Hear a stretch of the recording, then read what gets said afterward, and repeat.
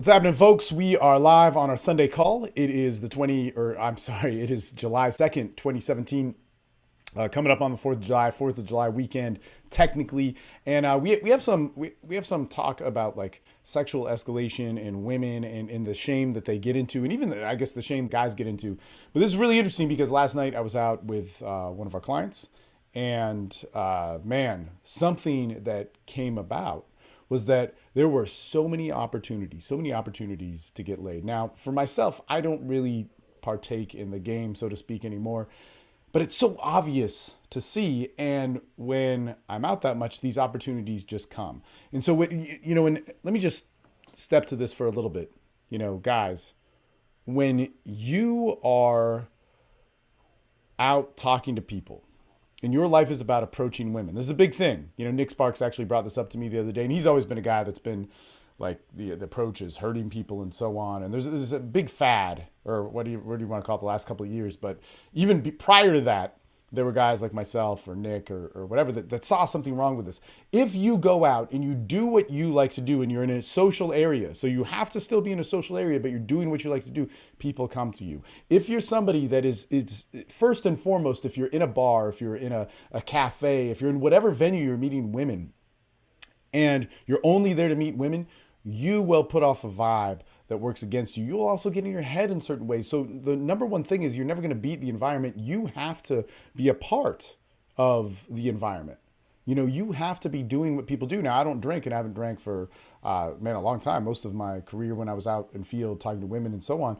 But you can go to a bar and you can drink water, you can drink soda water, you can drink Coke, you can do whatever, and you can sit there and watch TV, or you can talk to people. And if I'm doing those things, things are key. So what actually happened last night, this is interesting to get to this like shame component, because a lot of sexual things happened. And it's so funny because afterwards I was like, I wish I would have made an infield video about this, because it would have been such bullshit of what guys who don't get laid think worked, and guys who actually get laid, would know it worked. And that's the problem with those fucking videos.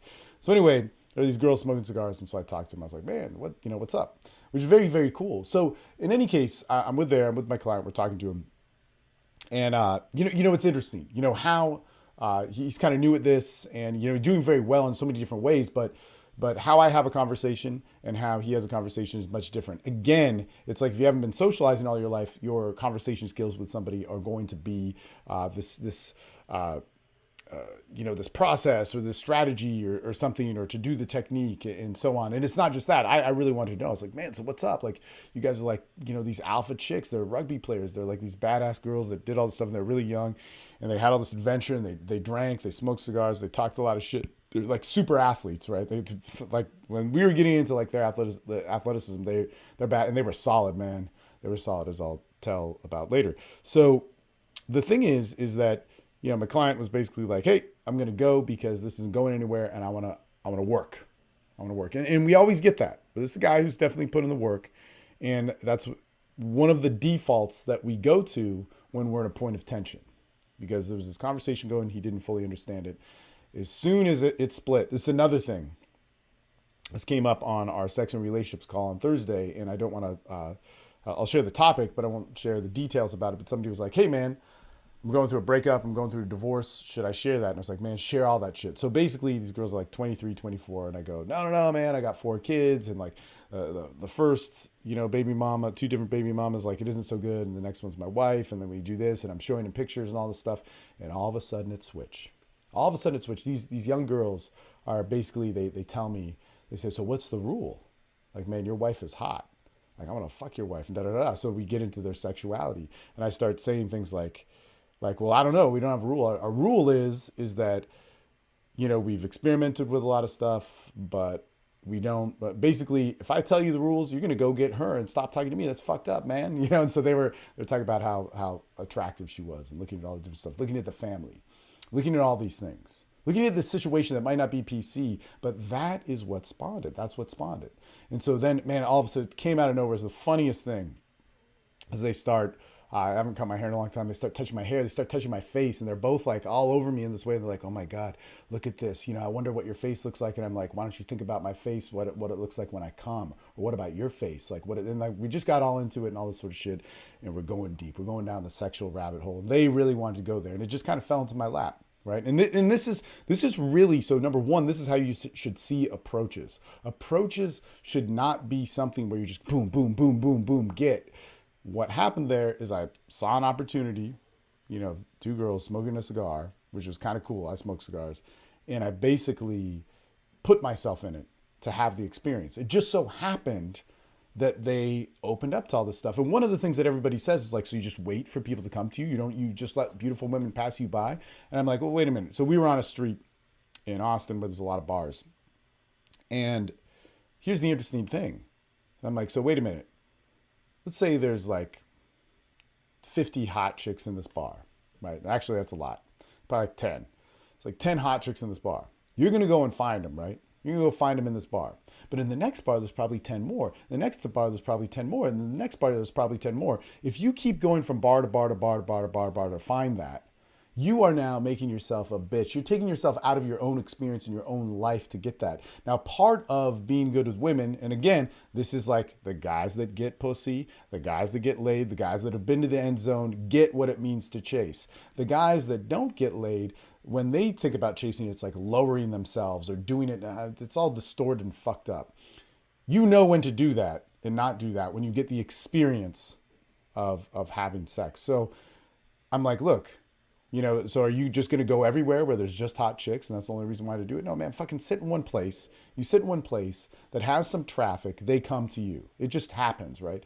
So I started talking to these girls and they got into it. They were basically, one of them finally said, look, I have a boyfriend. I don't want to cheat on him. I cheat on men all the time. In this relationship, I don't want to do it. We talked about it. I actually made her cry talking about it because I basically said, I was like, hey man, I didn't believe I could do that either. And I just remember sitting with my buddy and he said, hey, look, you just broke down your morals and values and you have all this doubt and you're not afraid to, or you're now afraid to go through a little bit of tension, go through a little, oh, your dick gets hard. Oh, you want some girl, you could get this girl, that you're going to throw out your morals and values. Well, you don't have, you don't deserve to own those morals and values if if you go that route. Like you just throw them away because your body felt something or you got a little embarrassed or you got a little bit confused. Like those things don't happen. And I'm like, so if you have this decision, you got to learn how to own it. And she started like, I'm like, oh my God, that's so beautiful. I think I can do this and all this fucking crazy shit. Right. But the interesting thing is that girl, smooth sexuality, okay with it. She was like, oh my God, I want to see your dick. I want to make you hard. I want to, like, she was saying all this stuff, but like, I can't, and da da da da. And the other girl kept stopping herself. And this was interesting, okay? Because this is when we get to resistance, okay? So there's the other girl that kept stopping herself. She's like, oh my God, I got to go. I can't do this, but oh man, this is so fun. Let's go back and talk to my friend and cut Steve out. Da, da, da. In any case, my client then comes back and I tell him like what's going on with, like look at this. Like, look at what's happening, try and catch the tension. We're trying to build the tension. And plus, these were cool chicks that smoke cigars and they're super athletic. So I'm like, I want to hang out with them. So I'm like, hey, we're not going to do anything. I don't want to do anything. I feel it too. Let's just be cool people and let's hang out sometime and smoke cigars and fucking eat pizza and be badasses, right? And so they all agreed to it. But this one girl, she just kept popping herself out. Man, I'm feeling something wrong. And even she turned to her friend, she said like, man, I'm a bad person. I keep doing that. I keep getting involved in this stuff, da da da. And the girl that had the boyfriend was actually like, hey, I'm going to stop. And it frustrated her, but it was very different. At peace with it, allowing it to express. So the crazy thing is that there's so much tension at the end.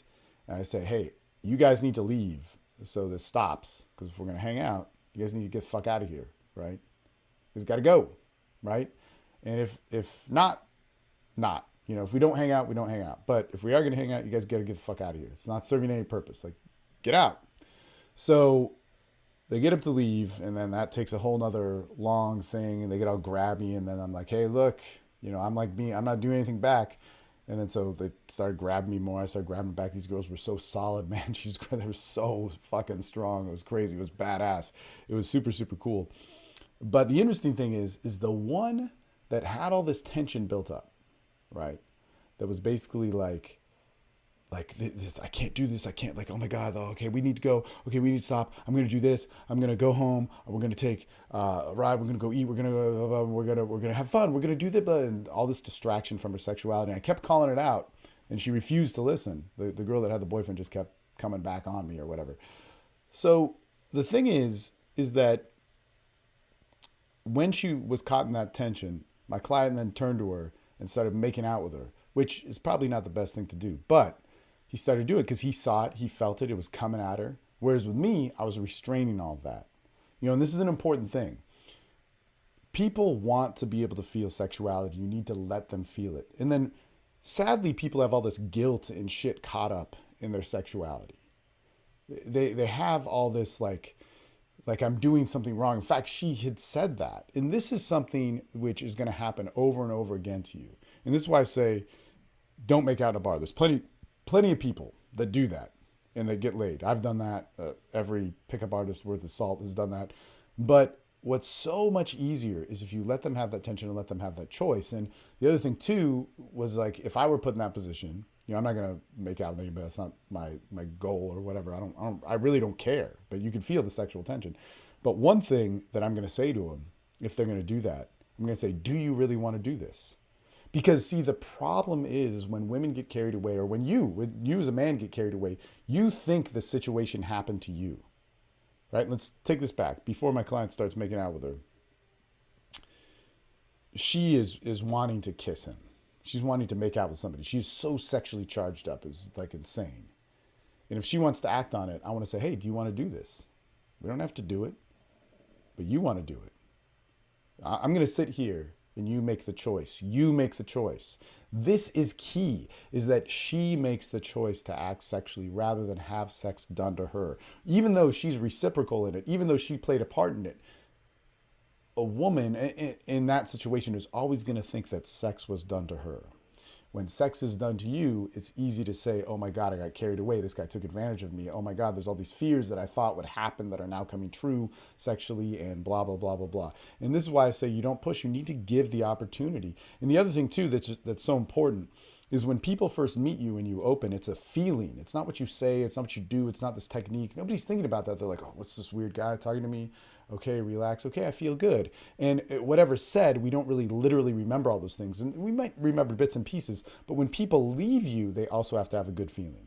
It's the same thing. It's a feeling that comes across rather than something that's literally said. So when we left on that note, actually the girl that I was talking to was like, you're being too much, you're being too much. And I was like, oh, all right, later, get out of here. But really, if I was going for it, it would be like, hey, look, calm down.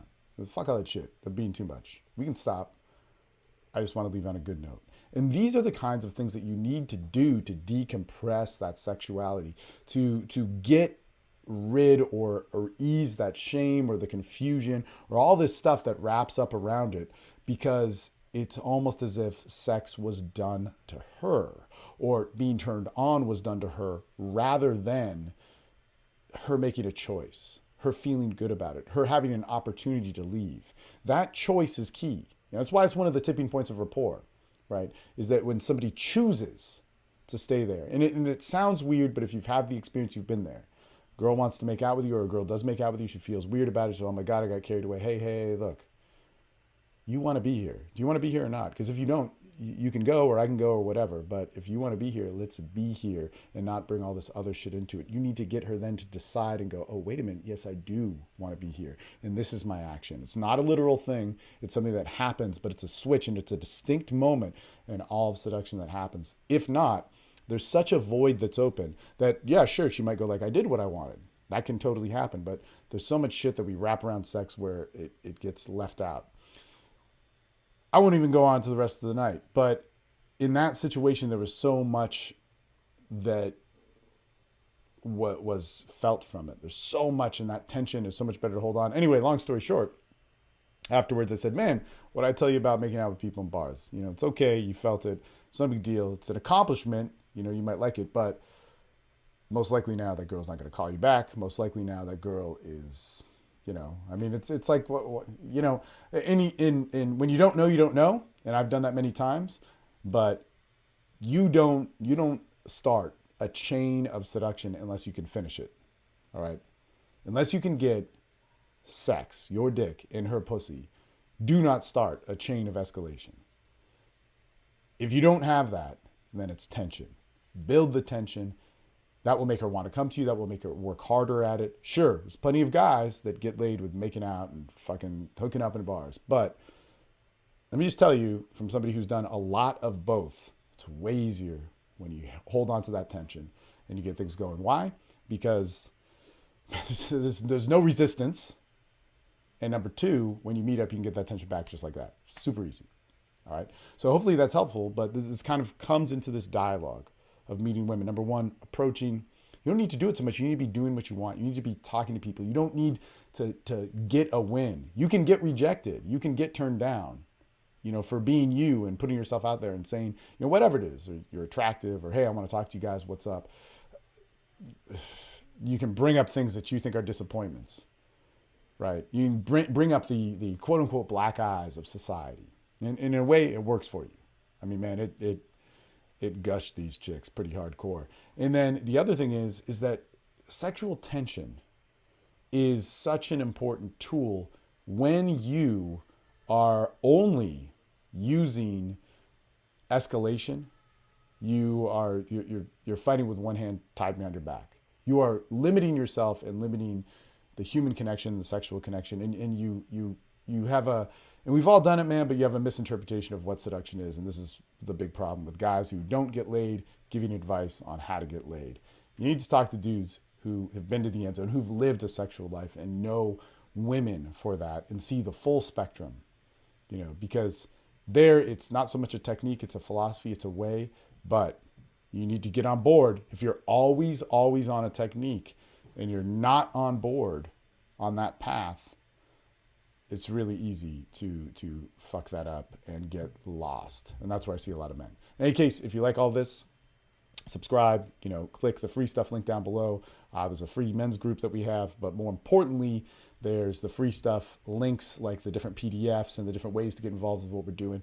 Do those because they work. They're made to work. They've worked for people. It's not just a free PDF or a free video. It's something that will actually better your life. So put that in there. If you have questions about it, post on the Austin Men's Development Board, and we will see you guys later.